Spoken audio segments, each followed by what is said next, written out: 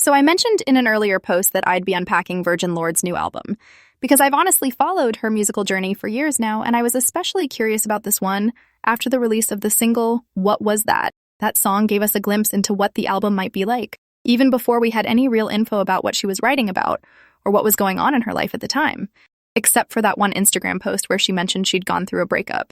That was all we had to go on. Naturally, the single came with a lot of hype, and wow, it really delivered. It became an instant hit, even among more casual Lorde listeners.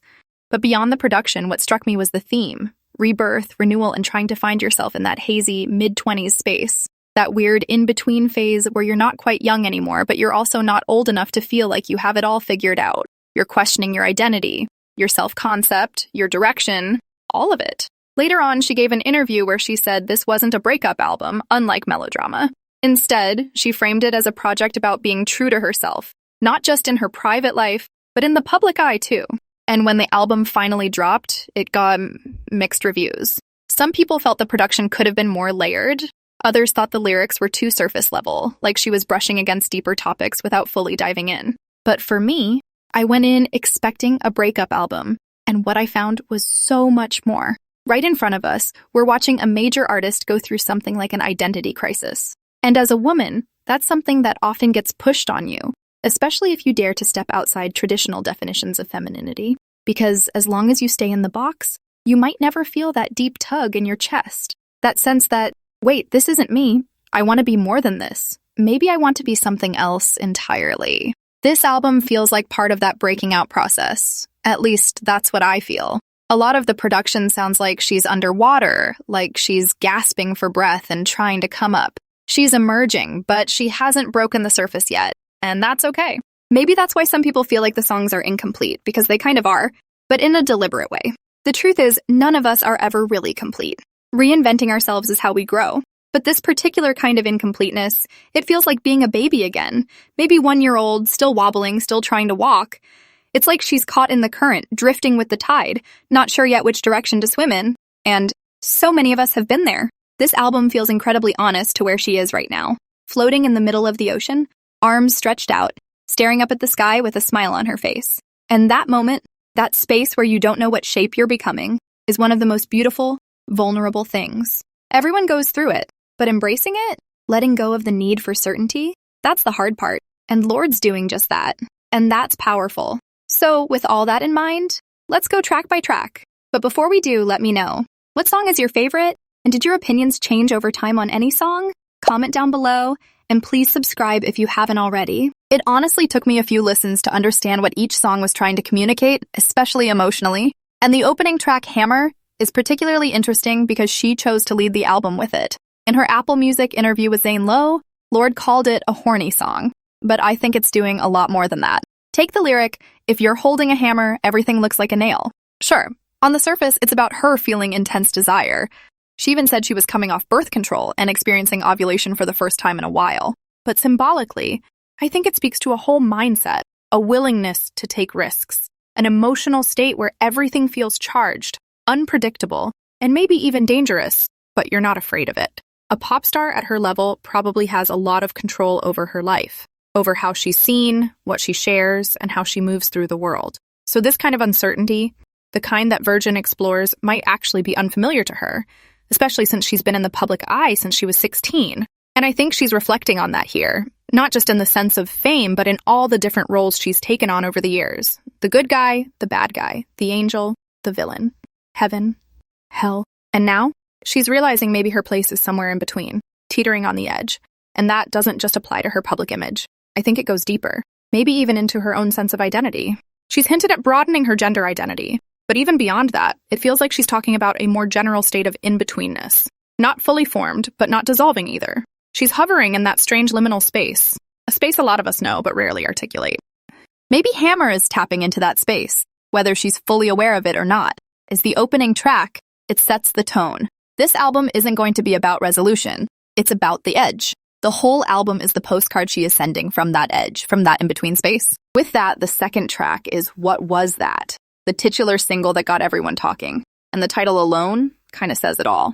It's like she's suddenly come out of a trance, looking around and going, wait, what the fuck just happened? It's that moment of snapping out of autopilot, when you realize you've been moving through life, making choices, playing roles, but not always consciously.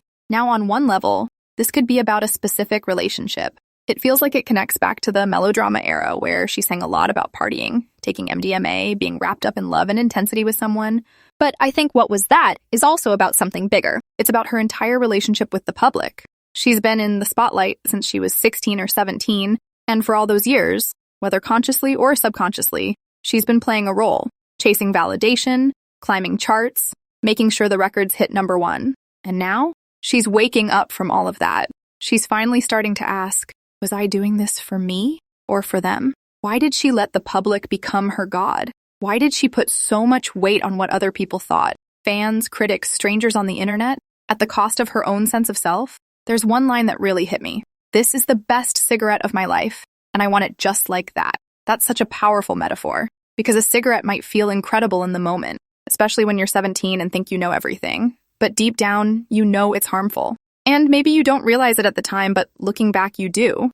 It's about craving something that's bad for you, something you know is toxic, but you still romanticize it because of what it meant to you then. That line captures the emotional complexity of realizing your younger self thought certain things were the best, a relationship, a version of success, a persona. But now, with more perspective, you can see how much damage it did. So if Hammer gave us the mission statement for the album, this idea of being in a state of flux, then what was that is our first real glimpse into what she's actually processing. It's like a journal entry from the moment she started questioning everything, her choices, her public image, her identity. It's raw, it's confused, and it's deeply relatable. Because most of us have had that moment where we look back and go, what the hell was I thinking? The next track, Shapeshifter, is when we really dive into the core of it. What an identity crisis actually feels like from the inside. In her interview with Zane Lowe, Lorde said this one was about using sex as a tool for validation. But honestly, it feels like it goes even deeper than that. Shapeshifter paints the picture of someone who changes who they are, how they speak, how they act, based on who they're around. It's about trying to blend in, trying to be whatever the other person wants. And that hits hard. Because it's not just about sex, it's about people-pleasing, about molding yourself to fit into spaces where you maybe don't even belong. It's that fluidity that can feel like freedom until it doesn't. It ties into the whole water imagery that's everywhere in this album. Water doesn't have a shape or color of its own. It becomes whatever you pour it into. And if you do that long enough with your personality, your boundaries, your identity, you can start to lose yourself. You become so good at adapting, you start believing you're unaffected when those relationships end. But they do end. And maybe they end because you're never showing anyone your real self. You're showing them what they want to see. And maybe you're showing yourself what you think love is supposed to look like. There's a line in there where she talks about being back to teenage innocence, and I think that's huge. I think she's referring to a survival strategy she developed when she was really young, a time when she felt like she wasn't good enough as she was, and the only way to feel seen or wanted, especially by men, was through sex. And that's a harsh, painful truth, but I think that's what this song is pointing at. That need to be wanted, even at the cost of your authenticity. And then what's really interesting is how this flows right into Man of the Year. It makes me wonder if this album is actually chronological, because the themes seem to bleed into each other in this very intentional, almost storytelling kind of way. Like we're moving through chapters of a transformation, one track at a time. Man of the Year feels like a turning point. It's the moment where she starts to realize that now that she's cut out all the things that were holding her back, the chains, the roles, the expectations, something new is forming inside her. Like, once you strip away all the restrictive pieces of your identity, what are you left with? And more importantly, what could you become? That's what this song feels like she's discovering in real time. There's a lot of imagery in the lyrics. Gliding, riding waves, movement without a clear destination. It's fluid, it's in motion, but it's not lost. And that kind of fluidity really mirrors gender fluidity in a way, where you're not trying to fit into one box or another. You're opening yourself up to the idea that there's something in you that doesn't align with rigid norms. And that's not only okay, it's powerful. I think the wording here is very intentional. She's describing this feeling of being here and there, of being feminine in ways that aren't traditionally accepted, like showing up to an award show dressed in a way that isn't what people expect from a woman, but doing it anyway because that's what feels right. And in that, there's a quiet rebellion, a refusal to conform. There's also this thread running through the song about whether you're allowed to change while you're in a relationship, especially a long-term one. That line, "My babe can't believe I've become someone else," hits hard. It's not that she's becoming someone new, it's that she's finally becoming more like herself. But her partner can't see that. And that's something so many people go through in relationships, when one person grows or evolves and the other struggles to keep up or feels like they're losing the person they once knew. We hear that a lot after breakups. You've changed. And yeah, that can be painful, because sometimes you have to change. But if the other person can't hold space for that evolution, it can make you feel like there's no room for your truest self to exist in love. That line, "Who's gonna love me like this?" It's raw. It's heartbreaking. It's her wondering if anyone will be able to love her fully once she stops performing and starts just being. And maybe that fear is part of why she's had such a tight grip on herself all these years. How she looked, how she dressed, how she spoke. Because deep down, she might have believed that only by following the rules, only by fitting into a certain image, would she be loved. And if she broke that image, if she dared to be real, it could mean the end of her career, her persona, maybe even her place in the public eye. A very similar theme continues in the next track, Favorite Daughter. And honestly, I'm not sure if it was intentional or not, but placing this song near the center of the record feels significant. Because to me, it's the saddest song on the album. This is where she really opens up about the kind of validation she craved growing up, especially in relation to her mother. She paints a picture of someone who saw her mom as everything.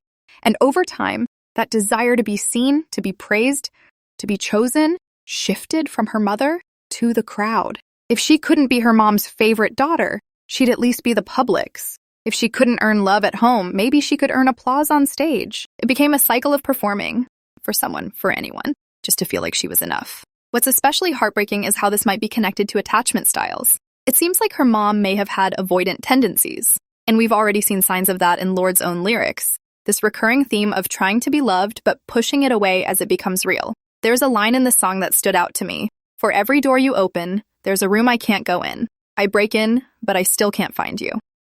That's such a vivid way to describe the emotional walls some parents unintentionally build. And as a child, it must have been devastating. Always trying, always guessing, never quite sure how to unlock that love. This isn't to say her mom was a bad person. Not at all. Everyone has their own trauma, and sometimes, without even realizing it, we pass those patterns on to the next generation. And what's powerful here is that Lorde seems to be aware of that. Maybe not always consciously, but something in her recognizes that she might be mirroring some of the same behaviors. And I think a lot of us can relate to that moment of realization, when you start to see yourself becoming the parent you never quite understood. She's not blaming, she's reflecting. And that's what makes Favorite Daughter feel so raw and personal. There's also something here about perfectionism, how it might have started as a coping mechanism, wanting to be the best daughter, the best performer, the best writer. And maybe that pressure didn't just come from the outside, maybe it came from trying to live up to her mom's creativity too. Lorde's mom is a writer, and from the way she describes it, it sounds like her mom had this ability to disappear into intricate imaginary worlds that Lorde feels like she can never quite reach. It's like she's chasing her mom's brilliance from the outside, even while she's the one in the spotlight. There's a strange aching dissonance in that. Either way, the song makes you think, what was she really feeling during the pure heroine and melodrama eras? What did it cost to get that kind of attention when, deep down, you still felt like you weren't enough?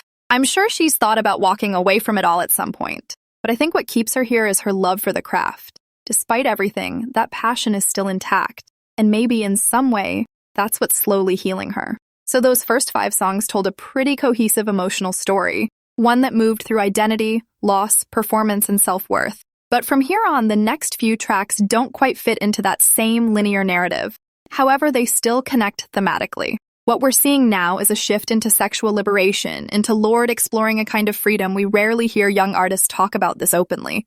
It feels like she made a very conscious choice to push back against the shame and silence that often surrounds women talking about sex, especially publicly. Now, Current Affairs was a bit confusing to me at first, and honestly, it still kind of is. But the more I sit with it, the more I think it's trying to capture the emotional intensity of a fleeting, passionate relationship. She's clearly feeling alive in it, maybe even more than ever before, but there's still uncertainty. She's opening herself up, but she's unsure whether the other person would still love her if they saw her completely unfiltered. When it ends, she tells herself nothing's wrong, but she's crying and blaming it on Current Affairs, which could be a clever double entendre. 1, referring to the literal news cycle and everything awful happening in the world, which we all sometimes use as an excuse to mask deeper pain. And 2, referring to the current affair, the relationship itself. Then there's Clear Blue, which takes that rawness even further. It's about unprotected sex, taking a clear blue pregnancy test, and everything that comes with that kind of moment. Fear, excitement, reflection, maybe even a weird sort of pride. She's not necessarily glamorizing it, but she's not shying away from it either. It almost feels like she's keeping that clear blue test as a memento, not because it's cute or aesthetic, but because it captures a very real, very human, and very private experience of womanhood that doesn't get talked about often. And then we get to GRWM, which stands for Grown Woman. This one feels more philosophical. It's about choosing to live fully in the present, without being pressured to obsess over the future. The line jumping from stone to stone in the riverbed really brings that home. She's saying, I don't need to see the full path ahead. I'm just dealing with the step that's right in front of me. And if that makes me seem childish, if refusing to fixate on the long term makes me look naive, then fine. I'm a grown woman in a baby tee. And that image is so striking. A grown woman wearing something that's seen as childish is her way of saying, I contain both. I can be soft and playful and still be taken seriously. Just because I'm not following a traditional roadmap, career, marriage, whatever, doesn't mean I'm not grown. It might also be a commentary on how women are often underestimated, especially in the music industry, where youth is both fetishized and used against you. People might assume you're inexperienced or unserious because of how you look or act, but she's pushing back, saying, maybe this is who I want to be. And maybe I don't owe you an explanation for it. The lyrics are pretty abstract, so I'll admit, I'm guessing a bit here. But when you sit with the tone, the imagery, and the context of the rest of the album, it really does feel like she's making a statement about womanhood, control, and self-definition. The next song is Broken Glass, and this one is brilliant. It's one of the most vulnerable moments on the album, where she opens up about body image issues in a way that feels incredibly raw and personal. She describes being caught up in the mathematics of it all, counting calories, watching the number on the scale, living by strict rules instead of listening to what she actually wanted or needed. She lists everything she put herself through: cheat, rotten teeth, sweating many hours a week, compete, losing her freak. It's like a checklist of self-punishment, all the things she did in the name of control, hoping they'd somehow fix the way she felt about herself. And then there's this powerful visual. She's looking in the mirror, and she wishes she could speak to her younger self. Tell her, this won't last. This won't make you happy. This is not the solution. The metaphor of broken glass shows up in multiple ways here. Traditionally, breaking a mirror is seen as bad luck. 7 months of it, supposedly. So when she sings about it, it almost feels like she's saying, if I let go of this control, if I stop trying to be perfect, everything will fall apart.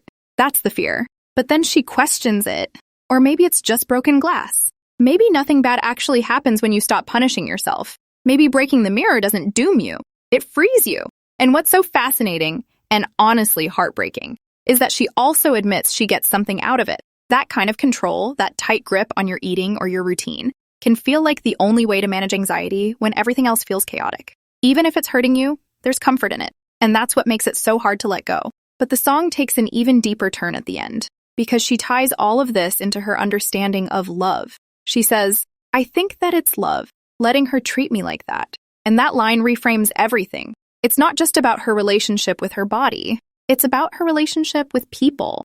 Somewhere along the way, her idea of love got twisted. Control, punishment, suffering, those became the terms of love instead of compassion or acceptance. And when that's what you think love looks like, it makes sense that you'd stay in bad situations. Not because you didn't care, but because you didn't know you deserved anything different. It reminds me of that line from the movie The Perks of Being a Wallflower. We accept the love we think we deserve. Why do nice people choose the wrong people to date? We accept the love we think we deserve. Can we make them know that they deserve more? We can try. And that's exactly what this song is grappling with. She treated herself harshly, and then she let others treat her the same way. Not out of weakness, but out of misalignment, because her baseline for love was built on suffering. Broken Glass is a song about unlearning all of that, about confronting the warped definitions of love and beauty that shaped her, and trying to find something more honest in their place. The next song, If She Could See Me Now, feels like a message to all of Lorde's past selves. Not just one version, but all the shapes she's taken over the years. It's a reflection on how far she's come, a way of honoring that younger girl who once felt so fragile and confused. She's saying, look at me now, not in an arrogant way, but in a grounded, almost tender way. Like, I know you were struggling, but we made it through.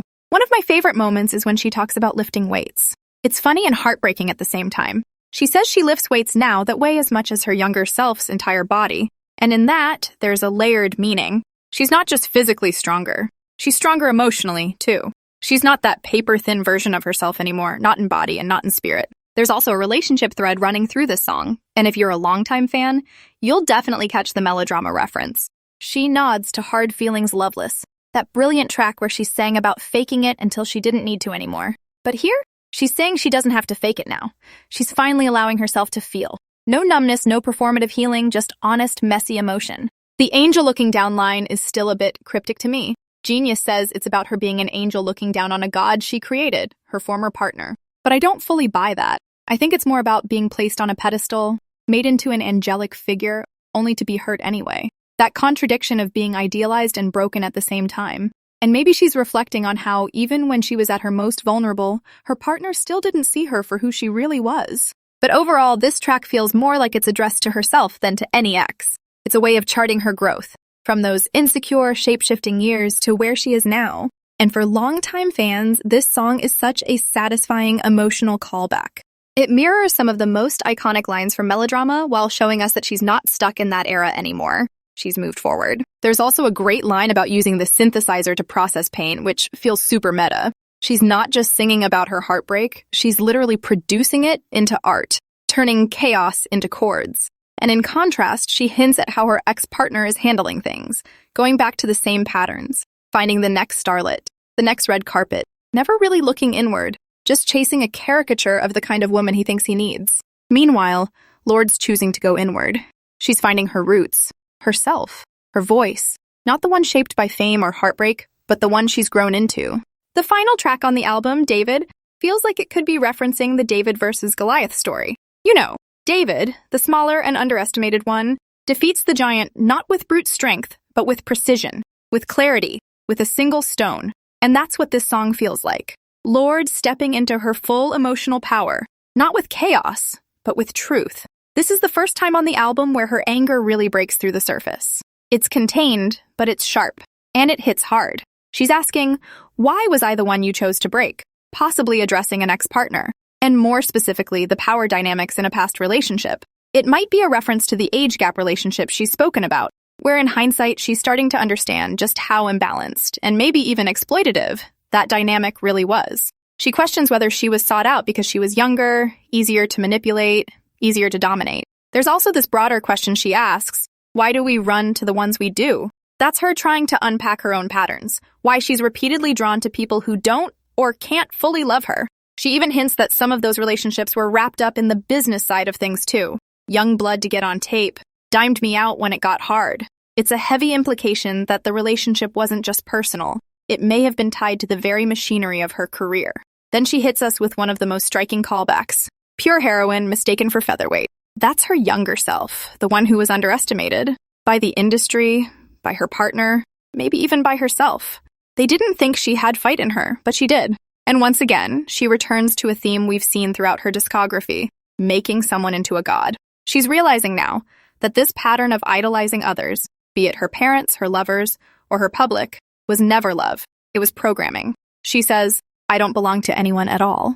And that realization, that's liberation, but it's also terrifying because when you tear down the whole system of how you used to love, how you used to define yourself, you're left with an open space. She's asking, now that I've shed all that, who's going to love me like this? Will anyone even recognize me?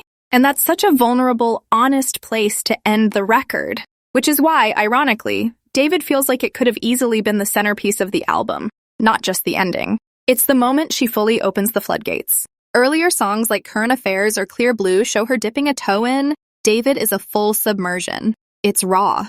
It's candid. It's Lorde at her most emotionally unguarded. As a whole, Virgin isn't as tight or polished as Melodrama. And I think that's intentional. This album isn't about resolution. It's about formation. It's about baby steps into a new identity, a new voice. She's not trying to dazzle us. She's trying to figure herself out in real time and letting us listen in as she does it. The production is also worth noting. This is the first time I've ever seen Jimmy stack on her credits, and it shows. The sound is unpredictable, experimental, sometimes hazy, sometimes heavy. And that fluctuation mirrors the lyrics perfectly. It's not meant to sound clean or radio ready. It's meant to feel. Personally, I love this album because of that honesty. There's no filler, no pandering. Every track feels like it needed to be there. It may take a few listens for people to really connect with it, but once you do, it stays with you.